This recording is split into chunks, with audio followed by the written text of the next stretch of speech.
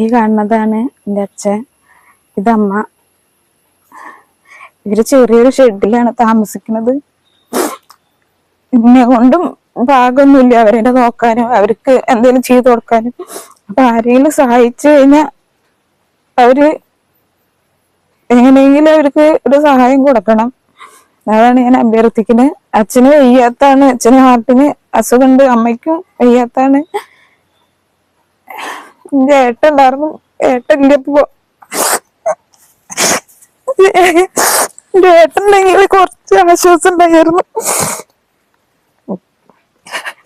ഞങ്ങളുടെ വീട് കയറ്റ ഒരു ഭാഗമില്ലാത്ത കാരണമാണ്, കുഞ്ഞു വീട്ടിലാണ് ഞങ്ങള്. എല്ലാവർക്കും നമസ്കാരം, അസ്സലാമു അലൈക്കും. ഷജീർ പഴയന്നൂരാണ്. ഞാനിപ്പോൾ ഉള്ളത് തൃശ്ശൂർ ജില്ലയിലെ പാഞ്ഞാൾ ഗ്രാമപഞ്ചായത്തിലെ 6-ാം വാർഡിൽ താമസിക്കുന്ന സുബ്രഹ്മണ്യേട്ടൻ്റെ ഒരു വിഷയമായിട്ടാണ്